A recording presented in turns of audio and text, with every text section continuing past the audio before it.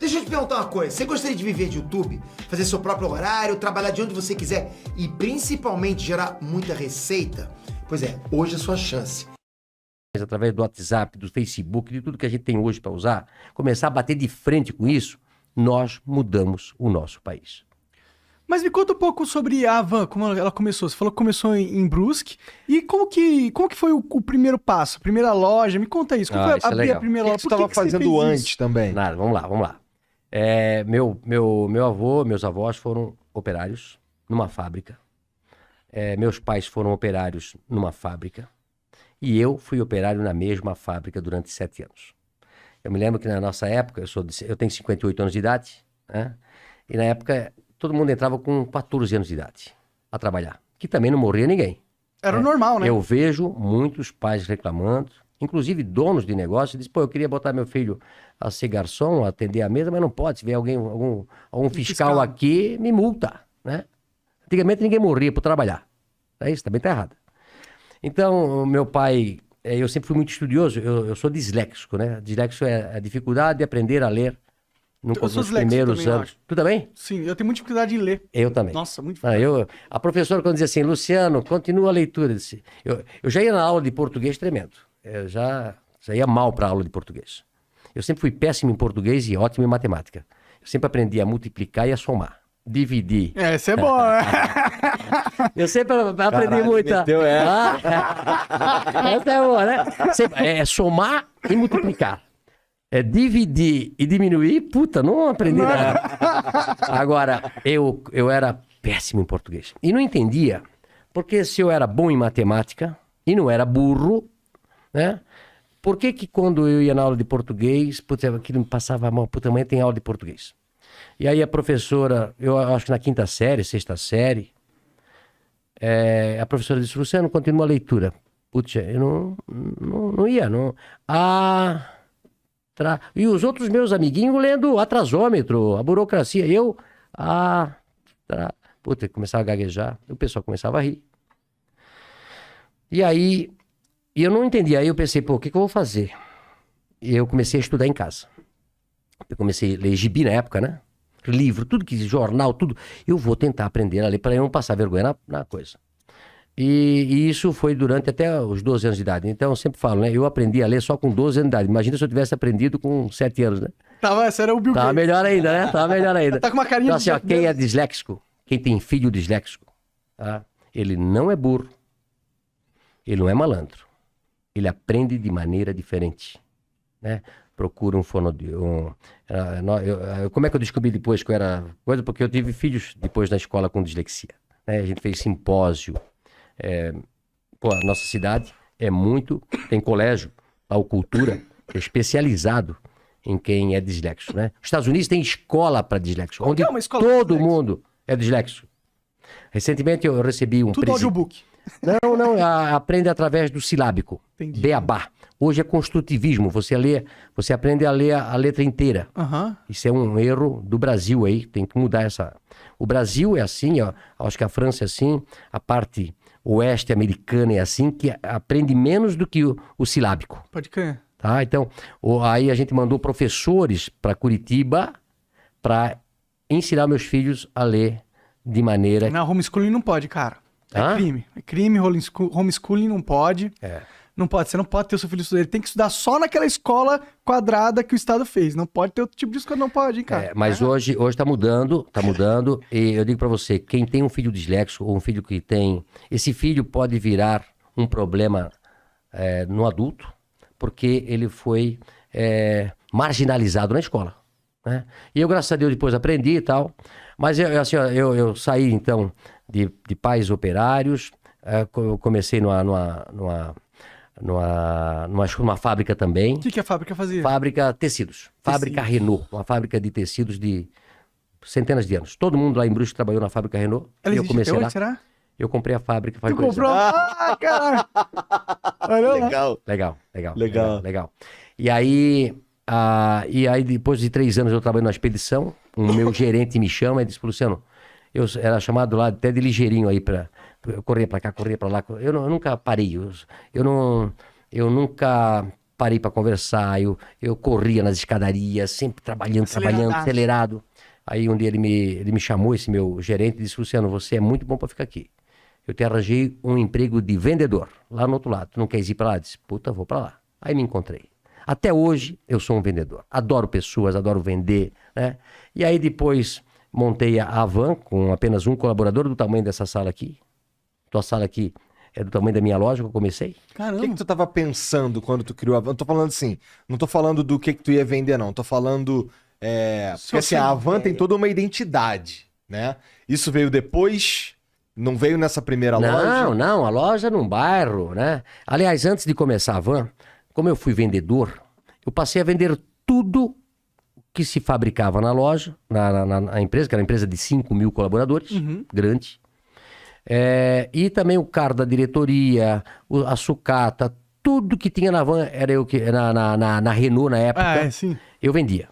Até achei, eu tô com um diretor que está lançando um livro na semana que vem, tem 80 e poucos anos, e ele conta no livro uma história que aconteceu. Ele tinha um Galaxy, você lembra do Galaxy? Carro? Um carro, Galaxy. Por exemplo, no Brasil tinha 5, 6 carros. Um Galaxy, um Opala, uma Kombi e um Fusca. Pode crer. Certo? Né? E na época, os diretores tinham um Galaxy. Né? E aí, quando ele comprou um outro Galaxy, sobrou um Galaxy lá para vender. E quem chamaram? O Luciano, para vender o Galaxy. Né? E aí, eu sabia que tinha um cara em Brusque que tinha um Galaxy, mas não tinha ar-condicionado. Eu disse, pô, eu vou ganhar 2 vezes aqui. Né? Eu disse pro dono do cara, vamos vender o ar-condicionado, que vale uma fortuna, e depois nós vendemos o Galaxy. Né? E fizemos isso. Arranjei, vendi pro... E o cara era bem gordo, Telmo Rosinski, que eu nunca me esqueço, lá de Brusque, bem gordo. Então... Eu vendi o ar-condicionado, tirei o ar-condicionado, vendi o ar-condicionado quase com o preço do Galaxy e depois vendi o Galaxy. Foi um sucesso, né? Até hoje eu não esqueço disso, né? Então assim, ó, depois disso eu montei primeiro uma tecelagem de toalha em 1984 com 22 anos de idade. Da hora. 22 anos de idade. E depois eu montei a Van. Por que você tinha esse negócio de montar empresa? Porque seu pai e sua mãe eles eram operários, eles tinham alguma coisa de montar empresa, né? Dentro deles? Não, e meu pai dizia assim, Luciano... Eu começava das 7 da manhã às 5 da tarde. E meu pai trabalhava das 5, 1h30. E aí, antes de eu ir pro escritório onde eu trabalhava, eu passava no lugar que meu pai trabalhava, que era um subsolo. Trabalhou 42 anos num porão. Meu pai. Caralho. 42 anos. Vitamina D faltava bastante. Pô, coitado. E aí, eu dizia, pai, agora eu vou montar uma empresa para mim. Ele disse, estás doido, Luciano? Eu tô aqui a vida toda de operário. Tu já tá naquele escritório bonito ali. Fica ali, o emprego teu é bom. Olha só, pai. O pai passou a vida toda aqui. Disse, não, pai. Eu vou montar um negócio pra mim. Mas da onde você tinha isso? Por que você queria montar? Eu acho que feeling... como é que vocês montaram esse negócio aqui? Eu vi os gringos fazendo. É igual, né? Conhecimento. Eu digo que o conhecimento vale mais do que um diploma. É isso? Total. Não é a faculdade que vai fazer. É o teu conhecimento, a tua força de vontade. E eu disse, pai, eu vou montar uma tecelaginha e vai dar certo. Aí montei uma tecelaginha, depois tirei meu pai da fábrica e botei ele a trabalhar comigo. Que da hora. Esse deve ter sido um dia da hora. Pô, Mas você já pagando salário pra ele ou ele foi com uma aposta? Claro. Assim? Não. Eu fiquei um pouquinho melhorzinho, né? Entendi. Porque no começo, eu até falo hoje sobre ser empresário, né? Eu soube que aqui vocês também, quando começaram, dá prejuízo. Não. Porra. 2 anos de prejuízo. Tu começa, não tem hora pra trabalhar, não tem dia pra trabalhar, não paga hora extra pra gente e muitas vezes dá prejuízo. E muitas vezes você quebra e perde tudo que tinha. É verdade. Então, como eu tinha 22 anos de idade, eu vou tentar. Não tinha namorado, não tinha casado ainda, nada. E a tecelagem foi muito bem, tirei meu pai da fábrica. E aí depois, 2 anos depois, montei a Van. 1986, com 24 anos. Eu e Vanderlei. A Van. Hang e Vanderlei. Um sócio que eu tive durante 5 anos. Entendi. Mas o que aconteceu com a tecelagem? Ela cresceu? Não, aí a vendeu? tecelagem trabalhei durante até 90 e pouco, uns 10 anos. Tendo a Van junto. Junto, né? Entendeu? E depois eu vendi a tecelagem. Entendi. Quem que era esse seu sócio aí do começo? Vanderlei. Quem que... Era um supervisor de vendas que trabalhava comigo na Renault. Entendi. Aí ficamos 5 anos juntos, separamos, ele tem a empresa dele hoje e a Van continuou. Pode crer, ele meio que comprou tua parte, é isso? Não, a parte dele. não, na realidade a gente dividiu, ele fez a Vantex, E eu continuei com a Avan.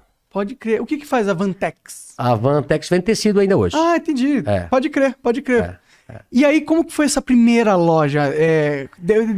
Imagino que deve ser legal pra você ter um negócio físico, receber clientes. É diferente da tecelagem que você fazia antes, que é negócio pra empresas, né? A tecelagem você vende pra alguém vender, né? Isso. E também é engraçado o seguinte, olha só. Eu comecei a tecelagem fazendo tecido pra roupa de cama.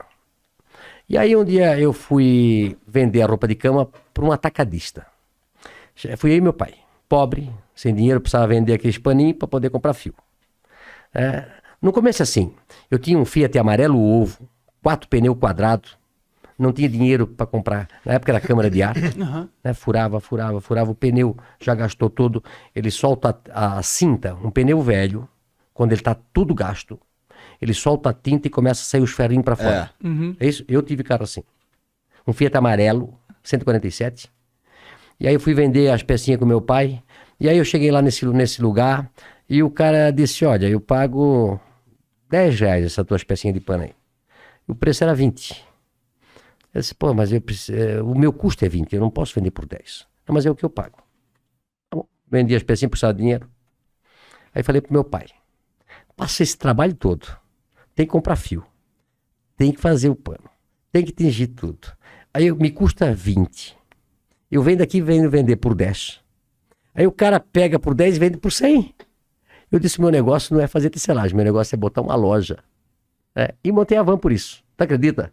Faz sentido. Falou, pô, vou entrar na linha que ganha mais. A Van cresceu com muito mais velocidade, né? E aí de uma loja de um funcionário, comecei com um funcionário. Passei 3 anos depois para uma loja de 3.000 metros quadrados.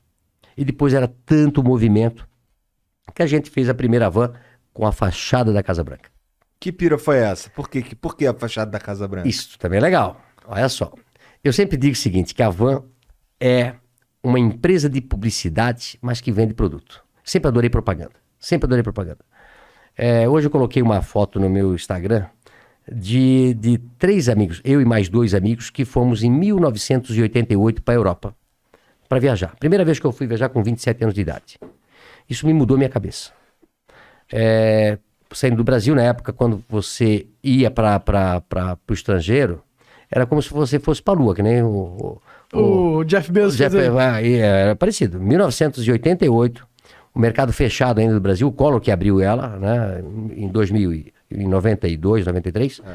Então, um amigo meu me convidou para ir para a Europa na casa de um padre, do irmão dele, para ficar direto. Pô, na época compramos $1.000, ainda voltamos com $500 no bolso, né? Ficamos lá uns 20 dias.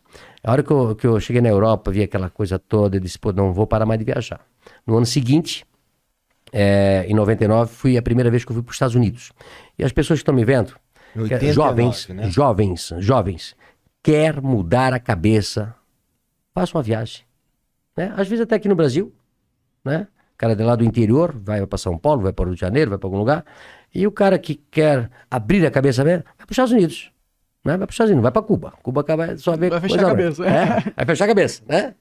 Mas, puta, quando eu cheguei em 89 nos Estados Unidos, eu e mais 2 amigos, aquilo ali, você não via um carro igual. O Brasil só tinha 5 carros, 7 naquela época. Você não batia um carro com uma mesma cor. Era uma coisa de louco. Eu fiquei impressionado. E depois eu comecei a viajar todos os anos para os Estados Unidos. Uma delas, eu fui para Washington. Né? E aí eu trouxe um cartãozinho postal da Casa Branca e deixei lá na gaveta. Quando eu saio da segunda loja para fazer uma outra loja, porque eu recebia 150 ônibus por dia. Por dia? Por dia. Era uma loucura. Os caras é de ônibus para comprar um monte de coisa. As pessoas acham assim, puta, mas a Van fazendo esse sucesso, como é que pode? Esquecem que a Van começou há 35 anos atrás.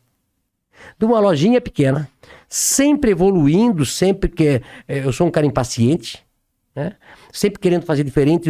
Eu trabalho 7 dias por semana, 24 horas por dia, 365 dias se precisar. Né? E aí, quando eu vou para os Estados Unidos, eu disse, meu Deus, que país é esse? Por que o Brasil é assim? Se tem o Brasil foi descoberto praticamente na mesma época dos Estados Unidos, não é isso? Sim. tem 500 anos aí, vai. 500 anos, agora não, 521 anos, ele também tem 500 e poucos anos. Por que um país quase do mesmo tamanho, uma coisa é de um jeito e nós somos do outro? Aqui, ó. A cabeça. Principalmente dos líderes e de quem toca o país. Né? Eu sempre falo que o Brasil tem mão de obra e tem a matéria-prima. O que falta é gestores. Nós temos tudo. Né? Que país dá 3 safras por ano? Que país tem ouro, minério? Que país tem esse tamanho, tem sol o ano todo, não tem neve, não tem terremoto, não tem furacão? Nenhum. Né? Mas aí quando eu vi os Estados Unidos, eu pensei, eu vou levar um modelo americano pro Brasil. E aí daí eu fui montando a van, fiz a primeira Casa Branca, depois uma criança, no ano seguinte, de 7 anos, me deu a ideia de botar a Estátua da Liberdade. Cara, foi uma criança, então, daí que veio. Eu quero dizer, os 2 caras que fizeram o projeto da Casa Branca, o Antônio Zendron Neto e o Miller, né? São 2 caras, o Fernando Miller, foram os caras que projetaram a Casa Branca naquela época. Tu imagina inaugurar uma loja numa cidade que tinha 60 mil habitantes, uma loja de 8 mil metros quadrados.